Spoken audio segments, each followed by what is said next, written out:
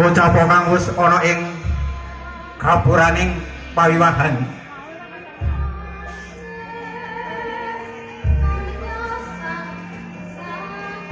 Sriat Moko kak pinanganen kakung wis kaboyong saking Panti Busana.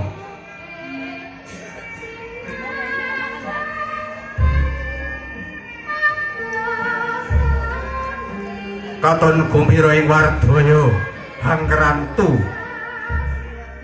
geganti nolok ing Nalaindaya kusumaning ayu Rena Yulianti